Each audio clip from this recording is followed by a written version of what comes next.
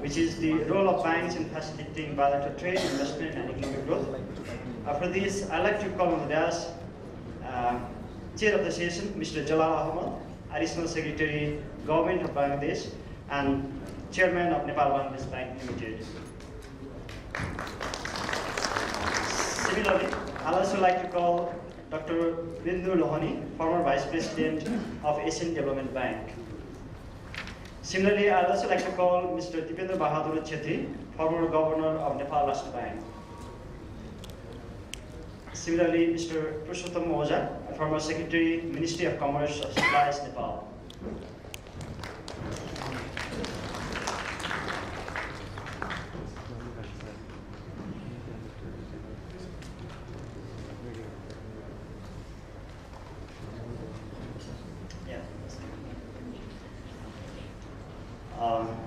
I'd like to request Dr. Bindu Lohani, former Vice President of Asian Development Bank, to join the session.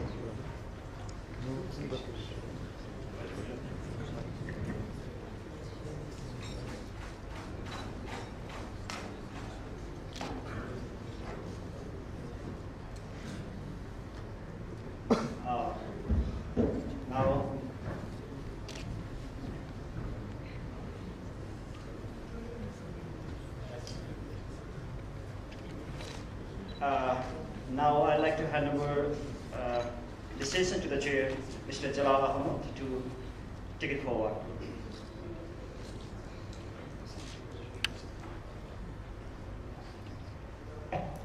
Thank you. Good afternoon, everybody. Honorable Advisor to the Honorable Prime Minister of Bangladesh, Mr. Iqbal Suman Chaudhry, Honorable Ambassador of Bangladesh to Nepal, Ms. Masri Binte Shams, distinguished guests from the government and from civil societies, distinguished panelist and keynote presenter, Mr. Bindu and Lohani, Mr. Purushottam Ojha and Mr. Deependra Bahadur Kshetry. The first session of, as you have heard, that this is the second edition of this forum, and it took first place in 2016, and in 2016, as it has been mentioned, a good number of participants took part in the deliberation, and as it is very important to, in fact, improve the business environment and business relation between these two friendly countries, such forum can play a very important role. And in this second edition also, we found that a lot of enthusiasm, and we hope that with such participation and your valuable inputs, the relation between these two friendly countries will further improve.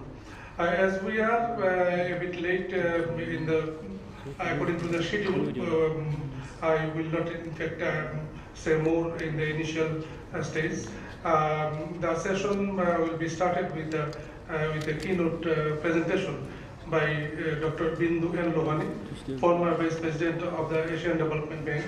I request him to kindly present his paper, and then I think after the presentation, the panelists can in fact discuss on the paper, and if there is any question from the floor, we will take a question or the queries from the floor thereafter. So I will request to Mr. Dr. Bindu and Lohani to present his paper. Thank you, Mr. Chairman. Excellencies, Ambassador, Chief Guest, many distinguished officials from the Bangladesh, many known faces in the audience, ladies and gentlemen. First of all, I don't have a written paper. I just put down some thoughts, having worked 30, 40 years in the region and seen some of the regional cooperation. What comes to my mind, what has worked, what has not worked, why they haven't worked, what has been successful. So I'm going to reflect some of those. And thank you for asking me to, especially asking me to talk about the role of the banks. When I say banks, there are banks, and then there are banks. But I'm going to talk about the role of the multilateral banks, how they have been so instrumental in this regional cooperation and integration areas, both bilateral and multilateral. At the very outset, let me also confess, I'm not a diplomat, so my language sometimes may not be very diplomatic. Neither I'm an expert on foreign policy, so I may be saying something totally irrelevant to the policies of the countries. But having been 30 plus years in the development business, everything we say, we think, we always say what will be good for the country's development, irrespective of what you think. And one of my portfolio before I left the Asian Development Bank was on regional cooperation and integration. And therefore, I will tell you about the regional cooperation, sub-regional cooperation, and maybe sometimes even bilateral cooperation. But let me also tell you that in today's world, bilateral cooperation in many instances has to be also looked from regional, sub-regional, and even global perspective. And therefore, I would be reflecting some of those thoughts as well. I'd like to emphasize that the talk will be purely on economic cooperation. Of course, we have music festivals, footballs, etc., etc. Those are all very, very important to build people-to-people relations. But I'm going to talk about the hard substance, which is on economic cooperation. And what I have seen in the region is when you are economically dependent with the two countries, with the trade, infrastructure, those relationships last long because you are dependent economically. And therefore, the views that I'm going to say is, as I said before, is based on my 30 years of experience in the region, having seen some of these regional cooperation as work, not work. But the views I'm going to mention is my own. It is not ADB's views, so I'm not a spokesperson for the ADBs, but yeah, certainly I did learn quite a bit during that time. I got to qualify this. When you look at the multilateral development, particularly banks like Asian Development Bank, regional cooperation is one of their priority. In fact, there are very few multilaterals who took this as a strategic agenda. So what can they do for us? There are at least 4 key strategic areas where they can help, and they have helped, and they have a track record, they have done it well. One is on connectivity and infrastructure development, cross-border infrastructure. Not easy to build. Sometimes the banks have funded both sides, sometimes one side, sometimes countries have funded both sides. We've made to help them to put together the plans. It needs a lot of thinking. So physical connectivity, they're very good at. They can also do the hardware and the software support. So that's one kind of role we can expect for them. The second one is trade and investment expansion and integration. You have trade facilitation. Simple, go down to the border, when you build a road on both sides, and there are so many issues where the trucks could go from the other side, one of the landing wheel. I mean, you know all these. I'm not going to say that, but sometimes they facilitate for you, because sometimes it's very, very difficult for two countries to negotiate themselves, because you have a negotiation position, and sometimes you have to think for a win-win situation. Sometimes you have to think, in my opinion, like a CEO. Okay, this time you're going to make 10% return, I'm going to make 11% return, but we are both making return. That was okay. You cannot always say you should make 10, I should make 10, so I should make 11. So you have to have a different kind of mindset in this kind of trade investment. They can also help in trade facilitation or trade financing. Remember the time of Asian crisis, many of the banks in our country, this country, Bangladesh, Pakistan, they could not open an LC to export in developed countries. They would not accept.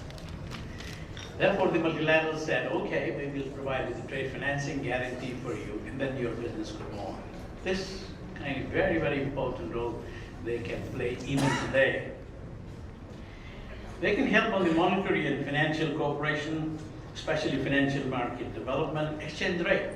And I'll tell you later on the examples of exchange rate at the time of financial crisis. The swap.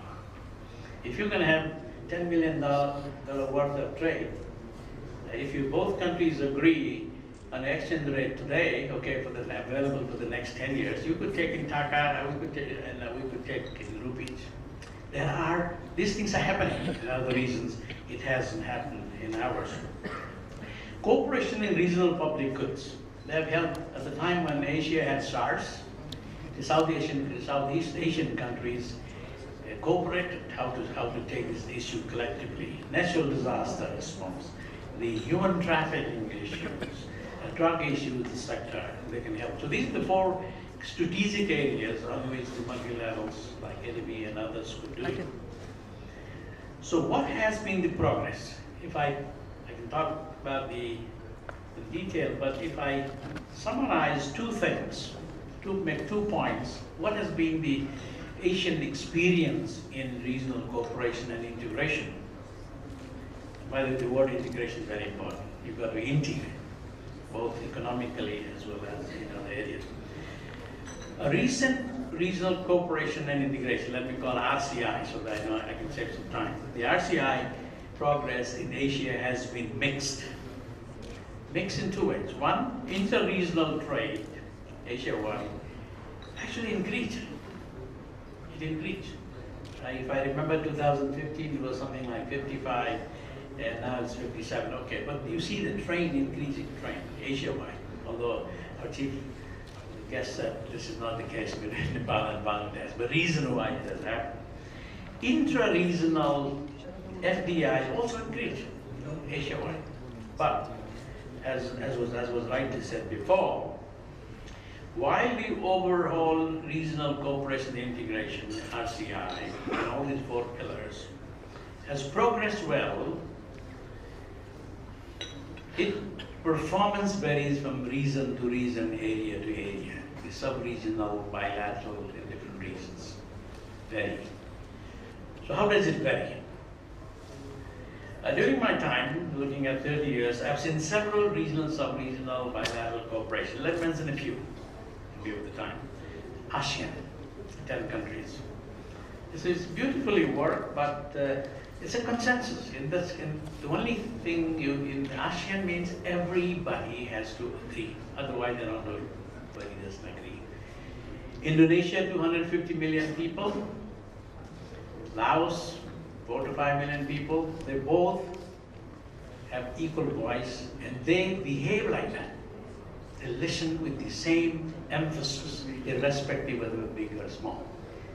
I mean, the second thing that ADB did was the Greater Mekong sub-region. Now, what can you learn from this? It has 6 countries, actually 5 countries plus 1 province: Laos, Cambodia, Vietnam, Thailand, Myanmar, and only the Yunnan province of China. So it didn't make geographical sense. It didn't make sense for these 5 countries to have a regional cooperation of the whole of China, but only 1 province that took that. Great success, very good success.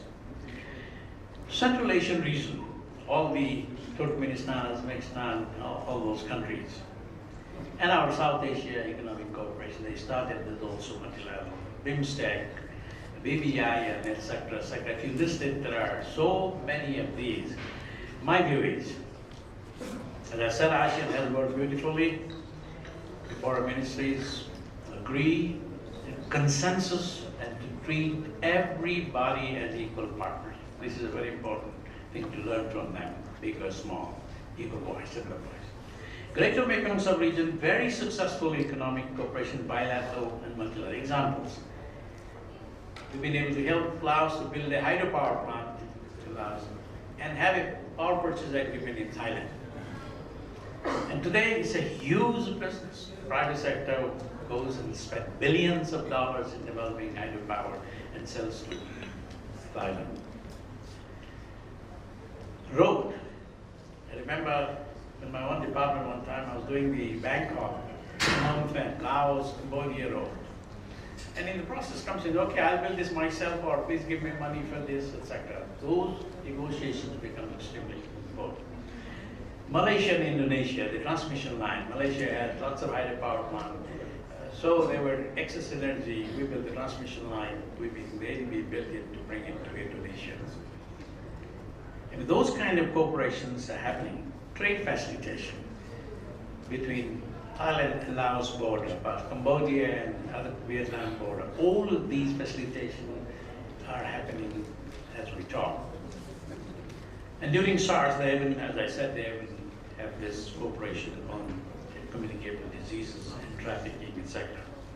During Asian crisis, they established a huge fund, the ASEAN +3. Why +3? 10 countries plus Japan, Korea, and China, to create a huge fund to, in case of another crisis, like 200 billion plus. So that was a really, the central banks were really involved on that kind of thing.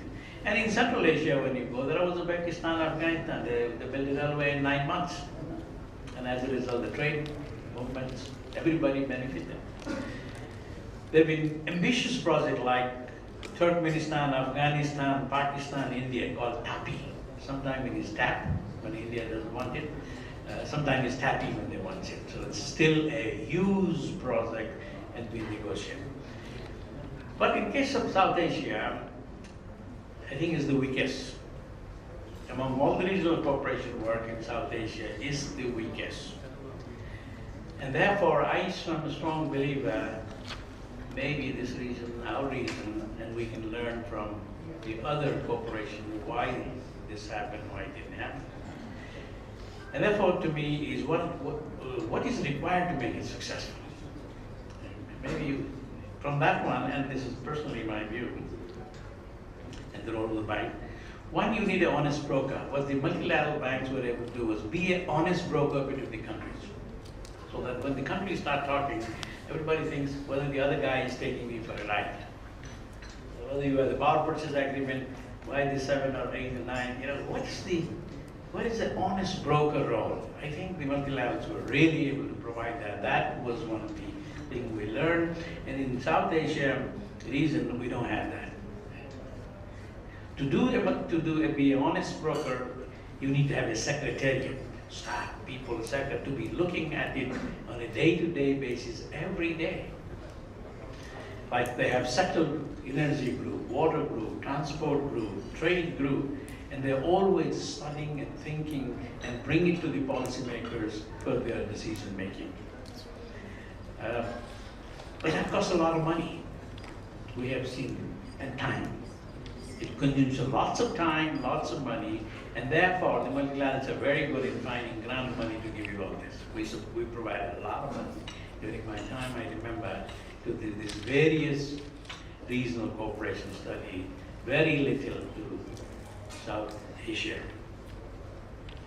The reason you have to do that is the people, if you want to have energy cooperation between Bangladesh and Nepal, you have to, these groups should be talking all the time, and then maybe a third party may come in India. So how to do all this, the technical people will figure out. Because we can't always say there's a small route where we cannot do the transmission. The technical people will say, maybe I can give this to India, and then from that, they can give it to Bangladesh. There are many other technical solutions besides talking about the stretch. And therefore, let these technical people talk, bring it to the ministers. Ministers level finish something, it doesn't happen. They have the head of the state summit and get things resolved. If it doesn't get resolved, you leave that and move to the next one. So, building trust. It took us a lot of time to build the trust between the energy people, the transport people, the trade people, the commerce people, and that's a process. Again, it's time-consuming, it's money what is required, funding. The banks are very good, multilateral banks are very good in having big projects. They can also fund it. They will do feasibility, they will discuss, they will solve through policy dialogue, but they have money. If necessary, they will give the country and say, okay, we'll build it for you. So this is the power of the multilateral bank, which, and finally, they can also mobilize other resources. When we're doing in Laos, although we put very small amount of $100 million, the private sector was so confident we mobilized $1 billion. So these are possible roles which we should tap, in my opinion, personally, in my view. Now, a few words on Nepal-Bangladesh economic cooperation. Lots of experts here, I don't want to say that, but as was said by the chief here, the bilateral relation is very positive. We're very good friends everywhere I work in ADB or Bangkok, in the US. And they are our best friends. We never seem to have a problem. We seem to like the same food, etc. Some language is similar. No problem.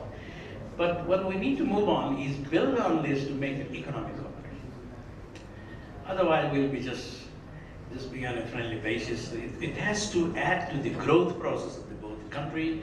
But the current status, at least in my view, which was confirmed by the chief guest, my personal feeling is not to its full potential or very small, or too small, whatever choice of word we may want to take on this. I've been watching the Bangladesh economy from the ADB side for a long time, because I was also in the South Asia regions in charge one time. It's one of the best performing economy today. Best performing, better than India. In 2016 was 7.1%. I don't want to do the numbers for you. It's 7 or 7 point. But since 2004, more than 6%, 6.5 or that kind of percent. One of the best. In fact, people are talking about, is it the next tiger?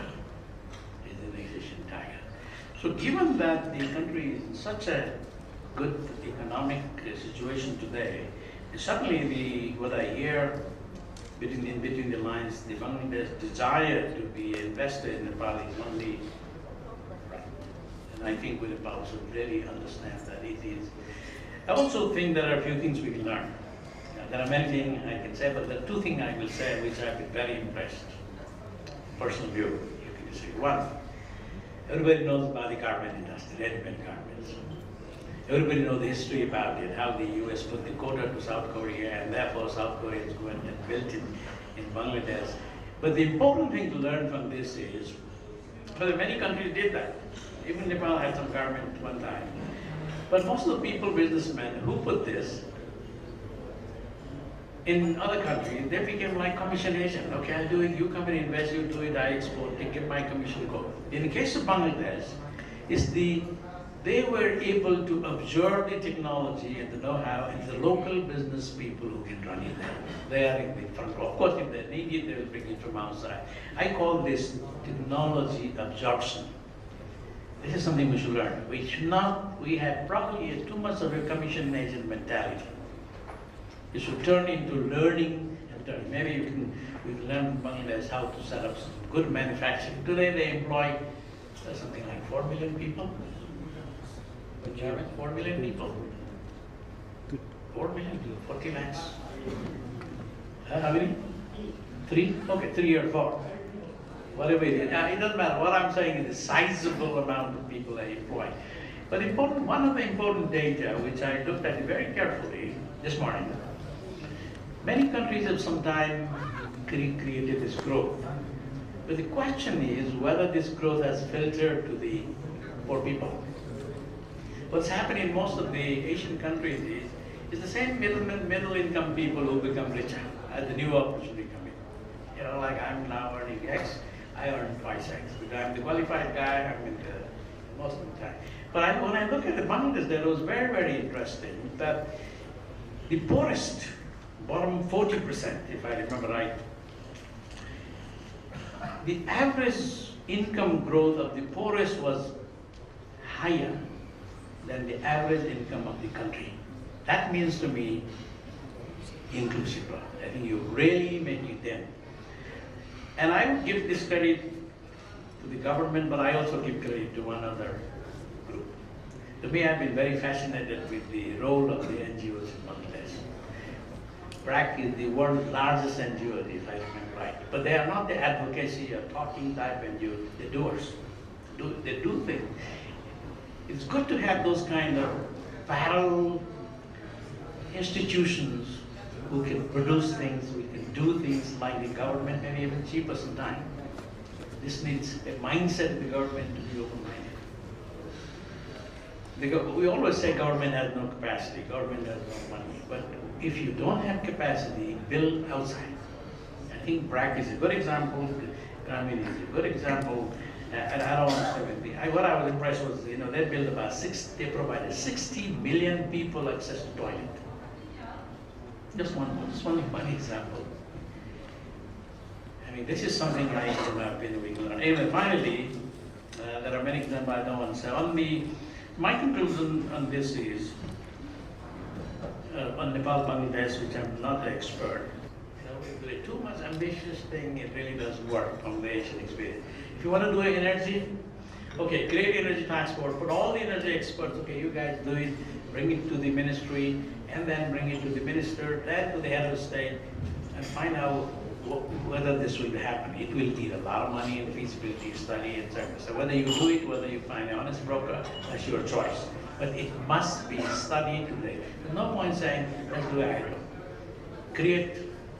Find the place, if you want to do it, everybody should say, okay, this is the hydro for you. And it's okay, now let's start working for the next 2 years, 3 years, detail engineering. It takes time. It doesn't happen just like that. Even your political will is there. So if that is the wish, make one. If the trade is the barrier, just create the trade guide group, look at every border, study it, don't talk about it, just let the expert bring it to you, you take decisions. I think that's from the Nepalese side, I may be wrong here, I think we have not tapped the potential of Bangladeshis in tourism. I see all the time, so many of them in Bangkok, so I go to Bangkok very often. Somehow, we have never treated them. We only say, oh, we need the Chinese, we need the Indians, but I think there's a lot of potential because a lot of similarity, but there are so many things missing. I was talking to our airline chief there. There may be so many things you need to do. If you want to do that, then you may need an airline, you may need a shopping center, you may need food, I don't. But you have to first decide what this is an area. Software, knowledge sharing, which I mentioned 2 examples of the governments and this.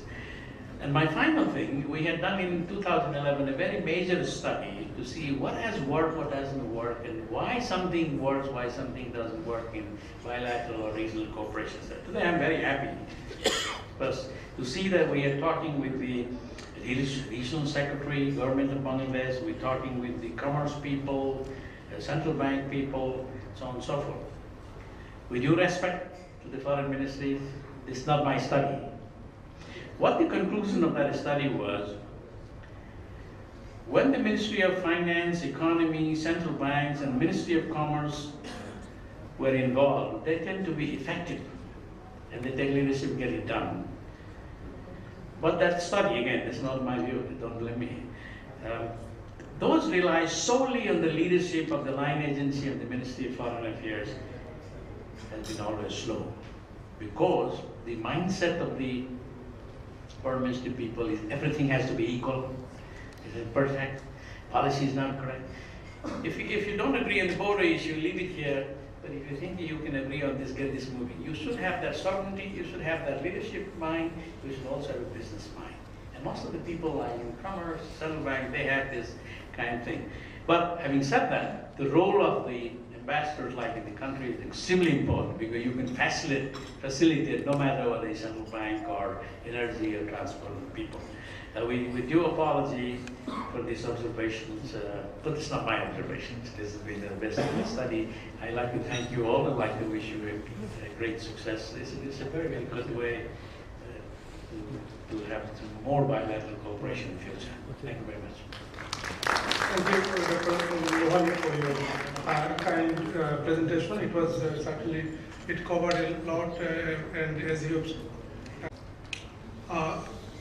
so if the 20 minutes, and if we take 15 minutes more, because in fact we started late, so I think we can have justice to two of the speaker, and then we can take a couple of questions or few questions from the audience. So I would request Mr. Deependra, Bahadur, former Governor of Nepal, Rastra, to talk on the issue. Thank you, Mr. Chair. Chair of this session, Mr. Jalal Ahmed, Chief Guest, Mr. Chaudhary,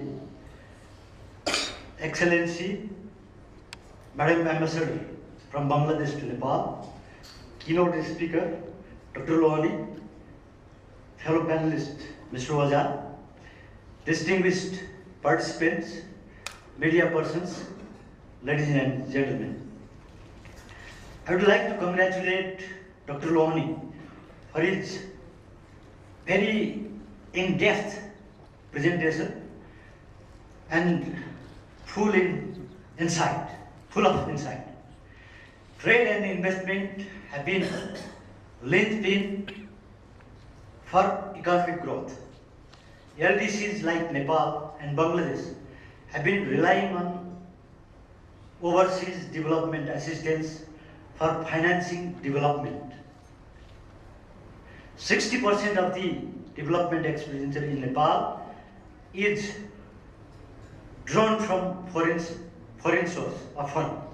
International phenomena gradually is switching to the direction of trade, not aid.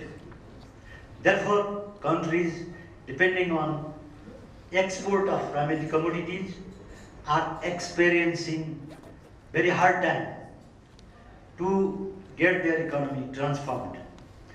Bangladesh has achieved phenomenal results in the field of ready-made garments, as Dr. Lohani rightly mentioned.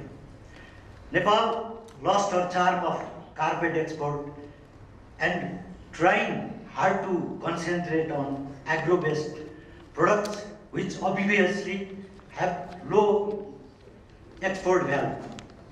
In this context, bank financing in trade promotion is significant. Possible other sources of financing could be financiers, private financiers, insurers, export credit agencies, and service providers. But in our case, banks are the primary sources. Letter of credit issued by bank on behalf of the importer is the main instrument in trade.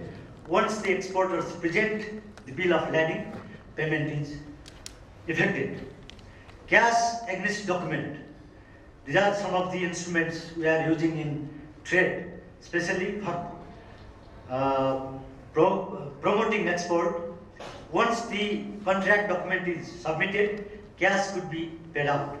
This is still prevalent in Nepalese export trade, but in very limited areas. Previously, we used to use this CAD in leather export activities. Trade credit insurance is another instrument that guarantees the payment of the trade value. Very interesting technical term in financing trade is forfeiting. It is another instrument, sometimes synonymously used as factoring also, serves as good sources for trade. If the exporters need money in advance, the relevant export documents are sold out. In other words, forfeiting is the purchase of an export receivables, the amount importer owes to exporter, at a discount by paying cash. It is just relinquishing the right of the exporter. Factoring may without or with recourse, but forfeiting is always without recourse. There is very small difference between forfeiting and factoring. Another mode of payment is cash with order. The buyer pays cash when he or she places order. Cash on delivery, cash paid when goods deliver. In our case, banks have been following the traditional letter of credit procedure. Due to difficulty in letter of credit approach, trade with Tibet, the autonomous region of China, Nepal pays cash in foreign currency. The commercial banks are entitled to deal up to $30,000 per transaction. It is in cash. Nepal Rastra Bank has directed banks and financial institutions to allocate 25% of the lending to private sector, out of which 10% should go to agriculture sector, 5% to hydro generation, 5% in tourism, and rest 5% on other sectors. but there is no limit. The limit is set for the trade financing. The limit it is unlimited. However, in the name of financing trade, if you ask for credit under personal guarantee, there is a limitation imposed by the central bank. There is, therefore, in that sense, you can say some kind of limitation also there also. Since less lucrative is there in the industrial enterprises, private sector lending of banks largely concentrate on trade. Foreign direct investment is much elicited area. There is wider scope for investment from Bangladesh in Nepal, especially in the areas like hydro, as Dr. Lohani pointed earlier also. Similarly, tourism and agro processing industries are also very wide areas for foreign investment. To trigger economic growth, secured and consistent policies are necessary. Due to frequent change of governments and prolonged transition, investment in Nepal has not progressed much. It is rumored in media that large proposed investors like Dangote from Nigeria is withdrawing because it could not get the mine for cement industry. Main cause of the episode is said to be the undercurrent sabotage by the indigenous tiny investors in the sector. If this sort of anomaly prevails, investment, especially the FDI, becomes a marriage.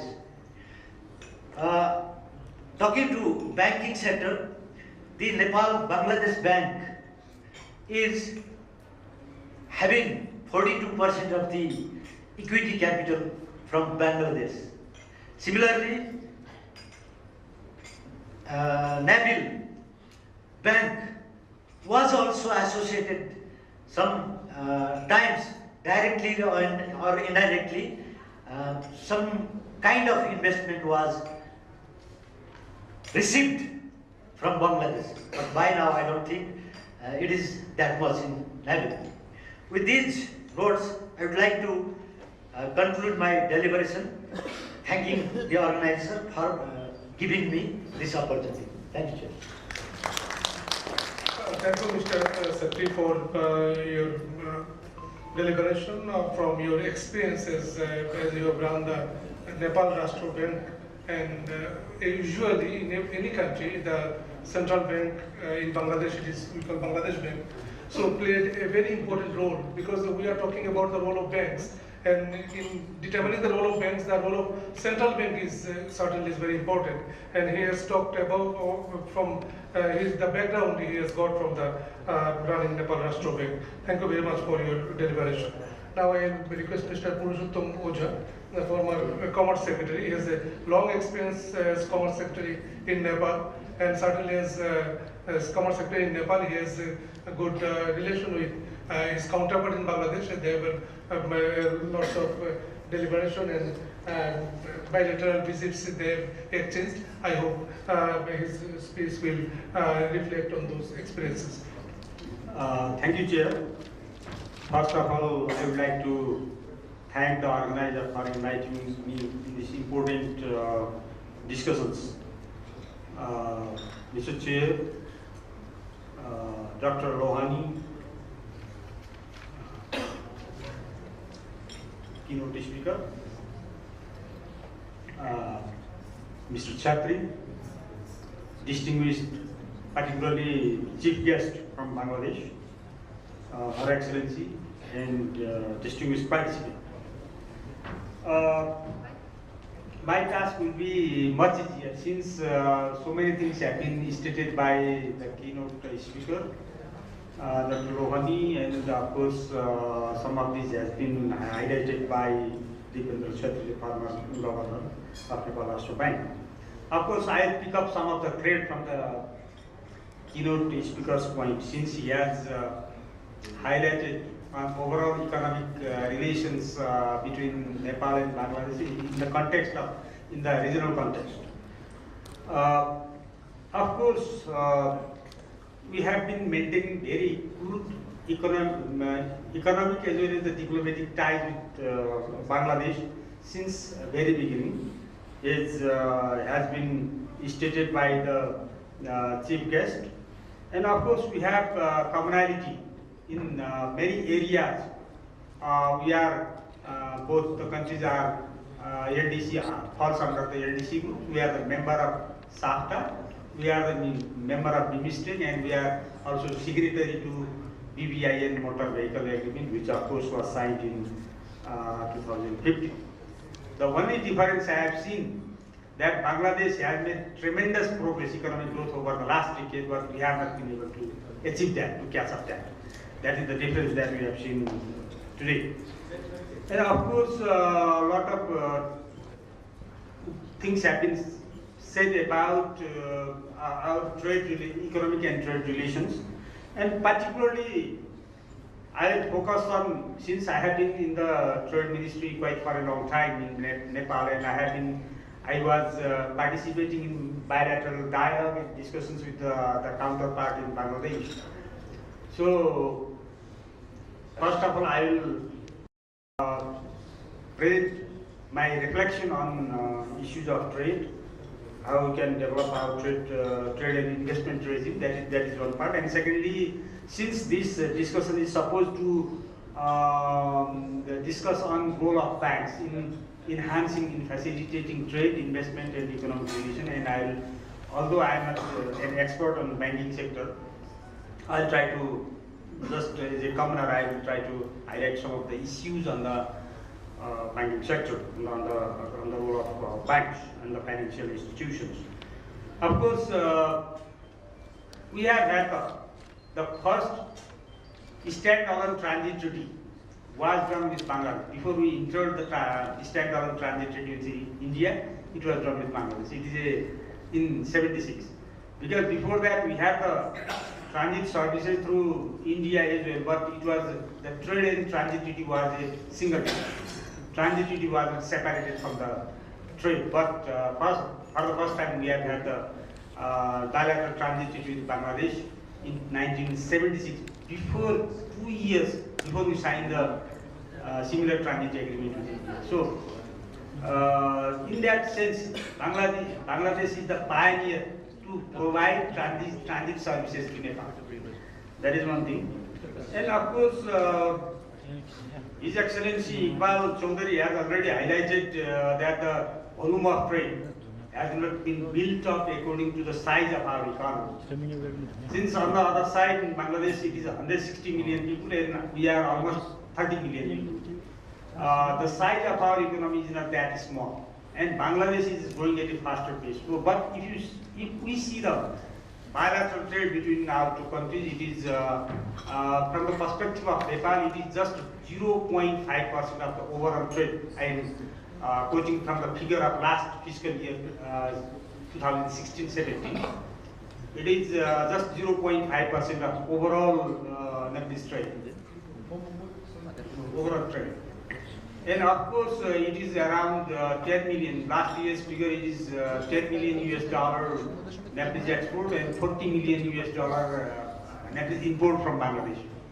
So, if you see the trade figure over the last several years, since last 3 years, Nepal is incurring trade deficit with Bangladesh. So, this is the scenario. So, I think we have to have a look about how we can turn around the situations of trade, because trade is not taking place to its potential. The volume of trade is too small in comparison to the size of the economy. So there are certain issues related to it.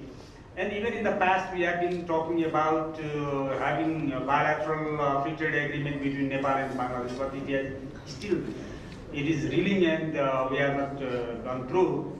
Although we trade under SAFTA, the trade doesn't happen under SAFTA because we have been maintaining so many sensitive lists even in Bangladesh as well as in Nepal. So that's why most of the tradable products, they are out of the ambit of the free trade area regime. So, in that sense, in order to move ahead, it is really needed to have the bilateral FTA between Nepal and Bangladesh. That is very much important, and some process have been started in the past, but it has not gone through till now. So, if you see the case of why the trade cannot happen, one of the reasons is the non-tariff barrier. Although the tariffs in Bangladesh as well as in Nepal is going down, but MFN tariff is going down, it is not zero. The non-tariff, the wall of non-tariff barrier is quite high. Say for example, SPS related, quarantine, food test, these our laboratories are not accredited to each other. So, of course, the mutual recognition agreement, that is very much important. It has not yet happened. So, we have to work for that. So, and for example, you see the Nepalese yarn, they used to be exported to Bangladesh, but there was a notification, I recall, it was during my time, a long time before, the yarn import in Bangladesh is allowed only through the seaport. So, going through the seaport from Nepal to Bangladesh is quite a long detour, traveling all the way from here to Calcutta, then Calcutta to Chittagong or Mongla, and then to Dhaka.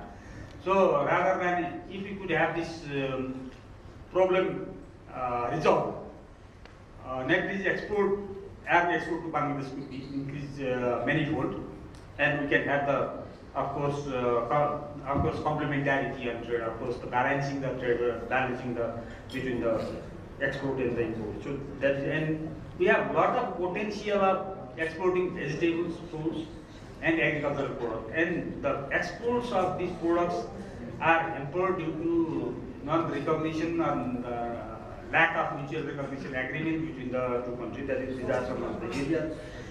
And second part, it is of course connectivity. Connectivity is an important part for enhancing our bilateral trade.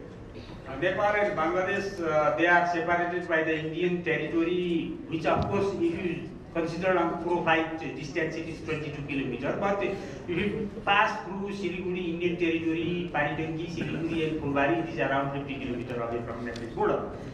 And we have been able to utilize that corridor only after 1997. Government of Bangladesh has allowed to use that corridor, Bangladesh, for Nepalese traffic. It was in 1976 when we signed the transit agreement. But we have to make arrangement with the government of India. That was made possible only after 21 years. After signing the agreement with Bangladesh, we signed another agreement with India that in 1997 that allowed to move the cargo through Fulbari, Bangladesh, Kakarbicha, Panitangi, Fulbari and Bangladesh corridor. Of course, the 90% of trade between Nepal and Bangladesh is taking only through that corridor even today. And even there are several issues related to that, and what I see that Bangladesh and Nepal need to work together in order to enhance, in order to reduce the cost of transaction, and of course enhance the efficiency of trade through that corridor. That is very much important. And of course BBIN motor vehicle is there.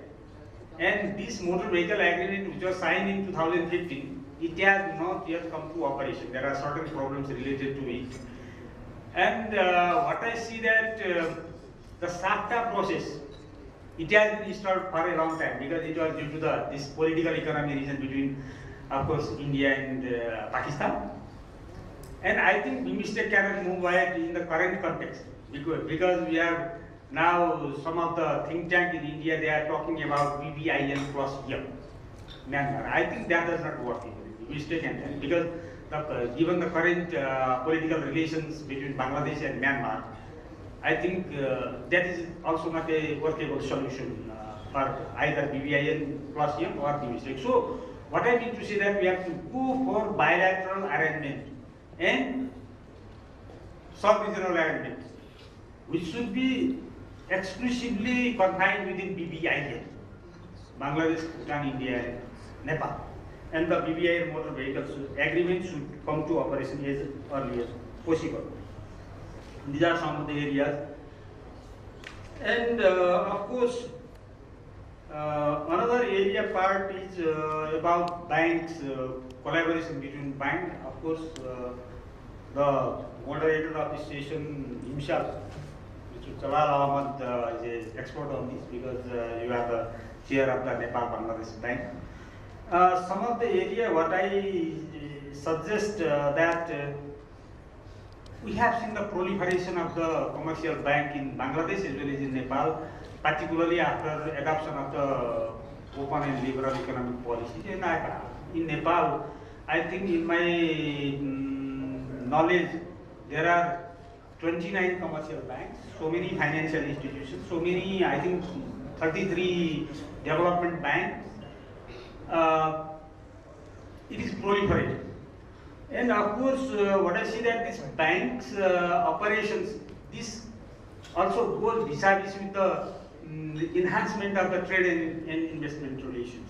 Whenever we have more trade, more investment, then the banking transaction would also naturally increase. The flow of funds between the two countries would also increase. So I think it is very much pertinent to have more investment, as it has been said even before. Investment, there are a lot of opportunities of investment in Nepal, particularly in the hydro sector, in tourism sector, in other infrastructures. And what I say that, particularly from the Nepalese perspective, till now we have not yet opened the outward flow of investment. Still we have to, you see, make amendment of, make appropriate arrangement in our legal regimes in order to enhance or to allow the outward flow of investment. That is very much important. And of course, there are some investment from Bangladesh, but the level of investment is too small. There are few projects, as I see the Department of Industry's data statistics, they have said that it is just over the last, up to the, in the last fiscal year, it was only 58 projects running under the Bangladesh investment, and the volume of investment is very much minimal. So that means the small enterprises are there. There is no big investment from Bangladesh into Nepal. So, in order to enhance the role of banks, I think we have to give consideration in certain areas. First, in my opinion, it is allowing the financing for better, for bilateral investment projects. Maybe we have talked about hydropower. There are potential of investing in hydropower, tourism, and of course we share some common rivers. Nepalese rivers, when they go to Ganges, and from Ganges it passes through Bangladesh as well. So I think in the water resources we can work together with trilateral type of cooperation with India, Bangladesh and Nepal. And maybe flood control projects may be there, hydropower projects may be there. And of course, when you talk about infrastructure, we have not yet been able to utilize the port of Bangladesh effectively, since we have been given the use of port of Mongla and port of Chittagong from since 1976. It largely remains unused for Nepalese transit traffic. And even I recall that in 2005, when Bangladesh Commerce Secretary Mr. Suhail Ahmed was here, government of Bangladesh offered 50% concession in all port rate, port charges and warehousing charges, everything. Still we could not utilize that port of Mongla and Chittagong. So I think the infrastructure constraint was there during that time. So the infrastructure are being upgraded and updated in Bangladesh. So we have to go on, utilize. We have to explore the opportunities of utilizing the infrastructures in Bangladesh, port infrastructures in Bangladesh. So I think BBIL will also have to do that. And second, what I see that the banks on both countries should, of course, in Bangladesh there is Exim Bank, but we don't have any Exim Bank, specifically Exim Bank. So I think Nepal should consider, I think it is up to the government of Nepal to create banks for facilitation of the export and import and investment in the export related projects. So of course, financing for the exporters of the high value added commodities. It may be in the agriculture sector as well as in the manufacturing sector. That may be in the production process, in the quality improvement, transportation and safekeeping. And third, banks support maybe for financing export and import of what we call the trade financing and providing export credit. And banks, particularly in both countries, may collaborate in order to enhance collaboration in this area. And fourth, it is about currency exchange. What I see that Taka and Nepalese currencies are directly convertible. So the bank expert knows better about it. But what I see that people travel from one country to another, from Bangladesh to Nepal or Nepal to Bangladesh, and we are talking about having this BBIS motor vehicle agreement when there will be frequent movement of the crew, staffs, and so many transporter people, tourists, and so many business people.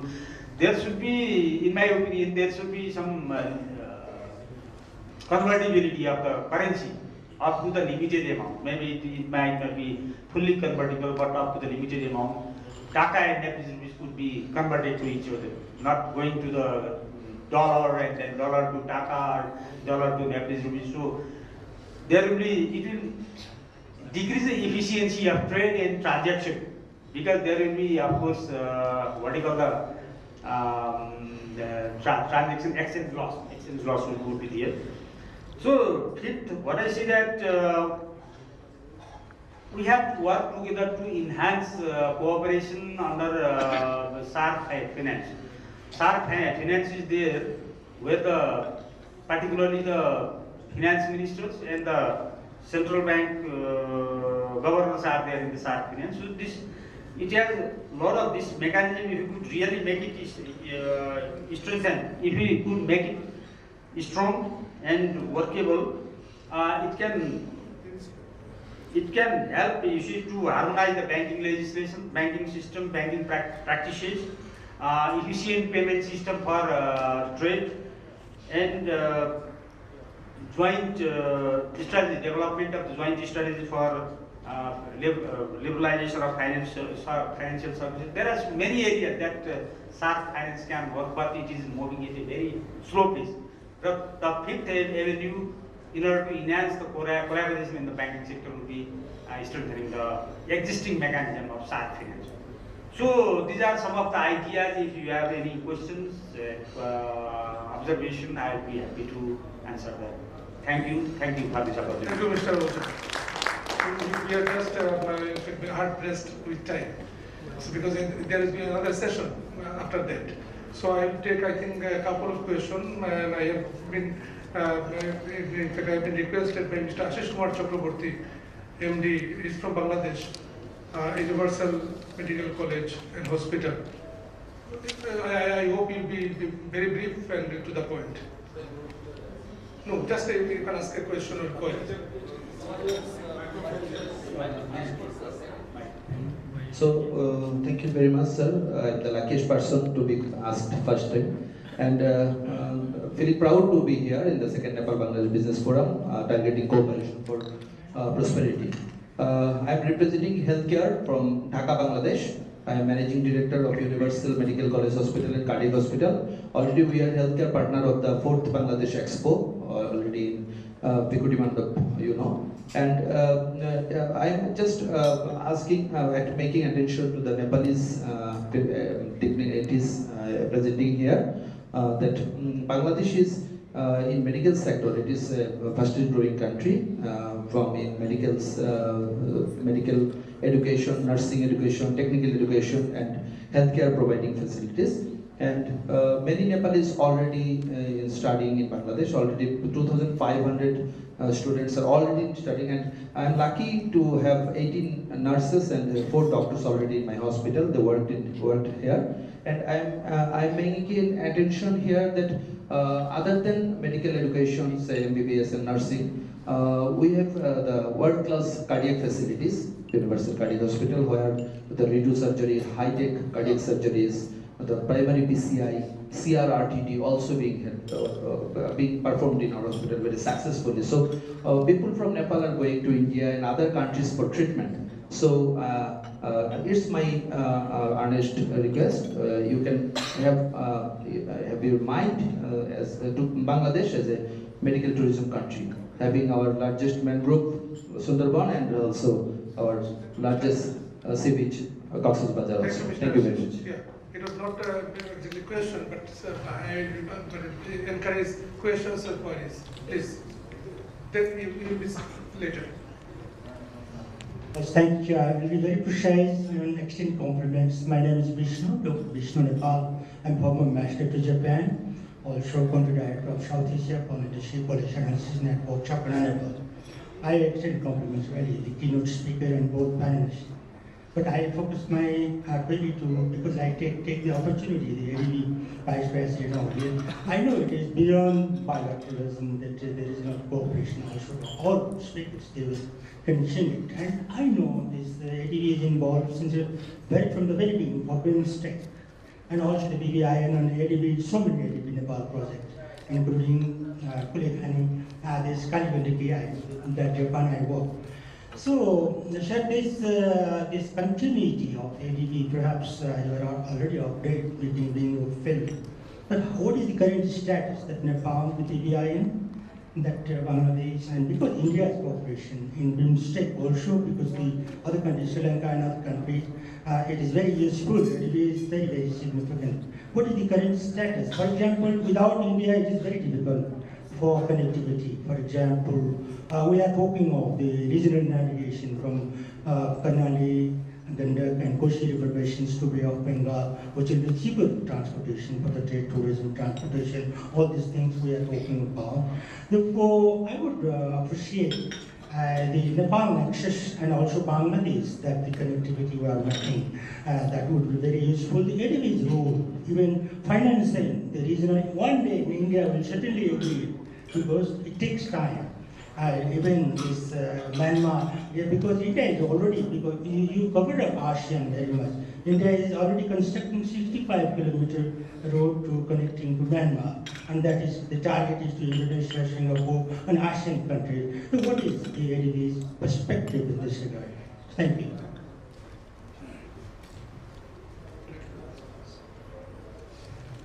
Actually, just I want to. Okay. I come from Tribhuvan University. I don't know whether it is my questions or just suggestions. When I heard the key notice speaker's speech about bilateral issues and the areas that we have to focus on cooperation and prosperity, what I found is, as a university teacher, I sense that it is not just a kind of, let's say, economic resolutions that has to focus on these areas. But what I sense is we have to manage trust building capacity within our two countries, because as soon as we foster these relationships, and that might manage further areas. And the second important thing I sense is that we have to focus on core areas of bilateral economic ties. So far, we have been under the umbrella of SAARC region, and the SAARC region has all the times deviated Nepal-Bangladesh relationships. And we have to also think about that, because it is high time we have to go on to these particular considerations. Until, right, we have to focus on the major areas of core issues. We might not develop Nepal and Bangladesh relationships. So for that, we have to work together with line agencies and foreign policies of, they say, two governments, foreign ministry of two governments has to cooperate together to bring out this, let's say, core relationship with massive economic forefront. Thank you very much. I want to just say this. I think we are not in a position to take further question, because another session is waiting, and the tea break is already 20 minutes. We have consumed the time for the tea breaks. So we'll get reactions on these two issues, and then we'll go for conclusion of the session.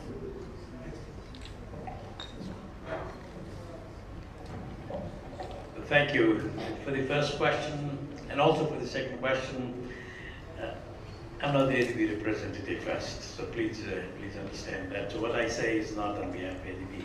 But what you said is correct. You mentioned the current standard BBI and the BIMSTEC, SAEC, on and on and on.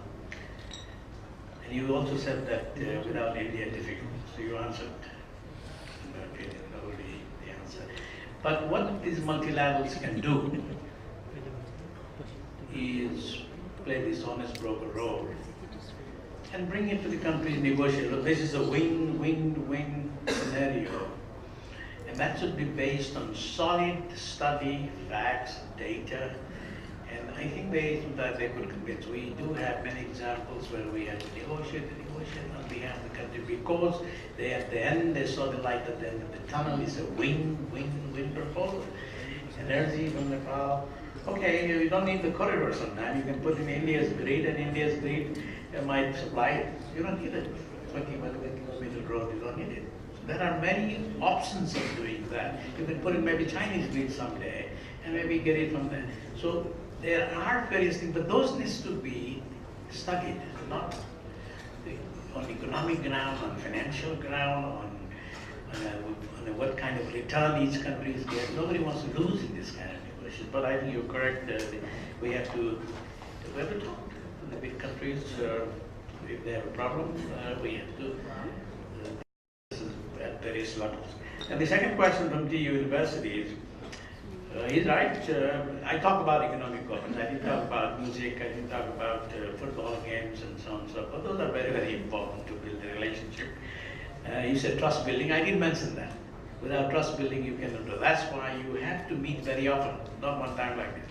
The energy people need to be talking every 6 months, maybe. The trade people like him and other people should be talking.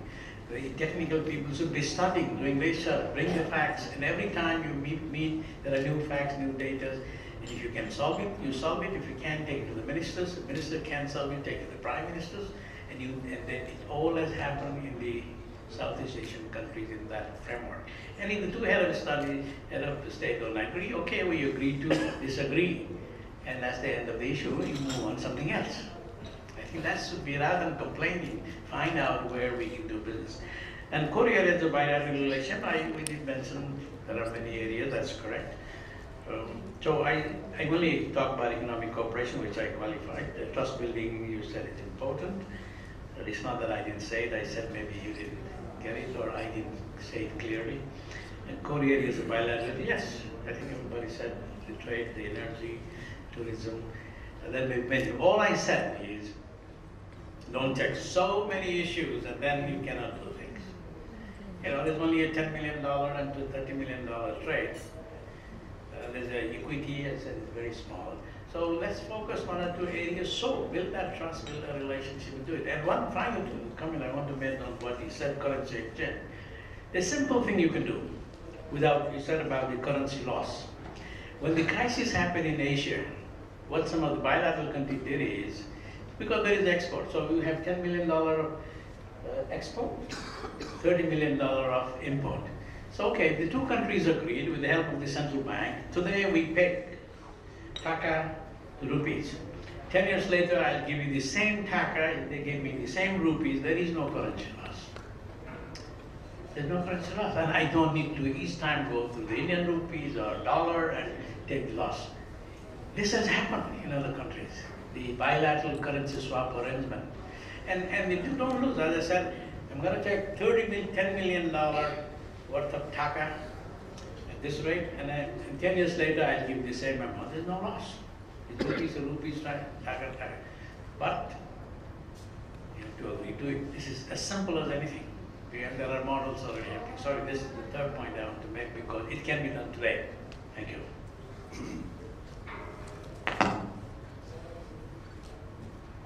Thank you, participants, for your taking part in the discussions. As we are hard pressed with time, so we are not taking any more questions. We are thankful that there will be no speech from the chair. I'll just touch a couple of points.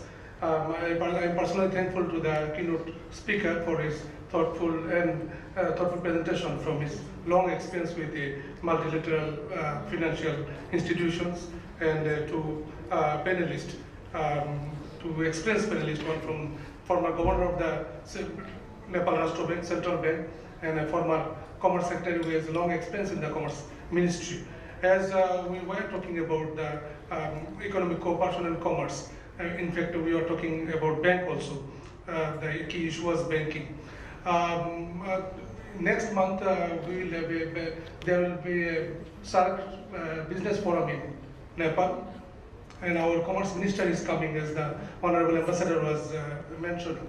So I think that was a multilateral program, but still there is possibility of bringing in bilateral issues, as our Commerce Minister, who is a very senior minister in the cabinet, is coming. One point has been mentioned, role of ADB. I wanted to tell that a few in Bangladesh, we are in fact improving our road in the North Bengal from Dhaka to Banglabandha. It is called SASEC Road. This is a SASEC project, South Asian project, and supported by ADB, and it will be a 4-lane road, and it is now under construction. And I have seen in the newspaper that India is constructing a bridge over Mechi River, 1.5 kilometer long bridge with ADB fund for regional connectivity. So there are things are moving, though it is very slow. As the Honorable former Commerce Secretary mentioned, that we have signed the agreement in 1976, and it could come into effect after 25 years, in 1991. So it is in fact beyond bilateralism. So certainly we need to go beyond bilateral to come closer between Bangladesh and Nepal. There is no way out. I was just mentioning a few years back, I think 10 years back, it was discussed in a secretarial meeting. Our chief guest, honorable advisor to the PM, might know it. It was between two home ministers, Home Minister of India and Home Minister of Bangladesh.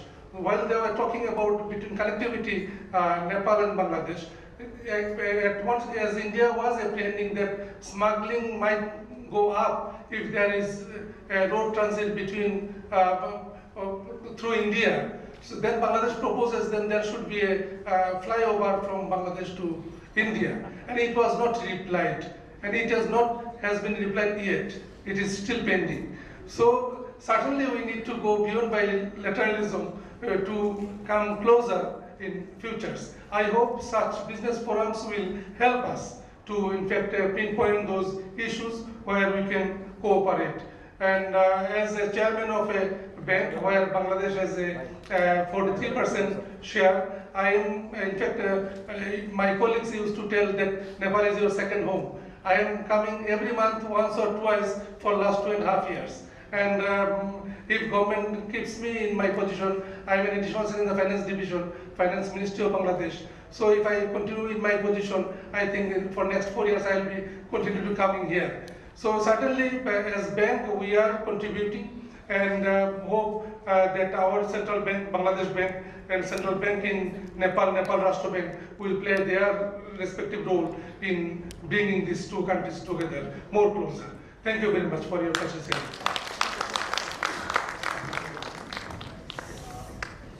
First of all, I would like to express sincere thanks to all the chair, panelists, and keynote speaker. Before you leave the desk, we have a small program for distributing token of love, so I request you to remain for a while. So for this, I'd like to request His Excellency Mr. Iqbal Sohan Chaudhary, Media Advisor to Honorable Prime Minister of Bangladesh, to distribute the token of love to chair, keynote speaker, and the panelist.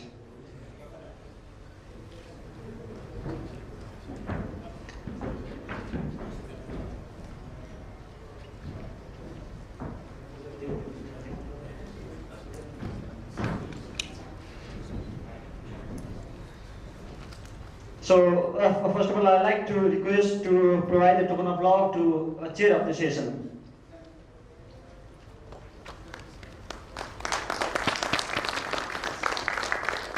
I also like to request to provide the token of love to the keynote speaker of the session.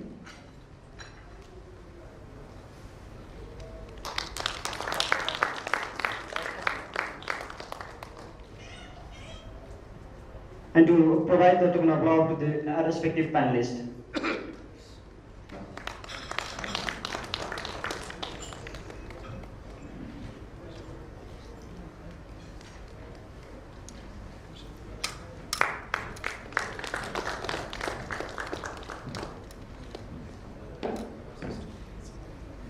Thank you, His Excellency Mr. Iqbal Soban Chaudhary, for providing the token of love, and all the distinguished chair, keynote speaker, and participants. Now we do have a 10-minute tea break, and then we'll start our second session afterward. Thank you.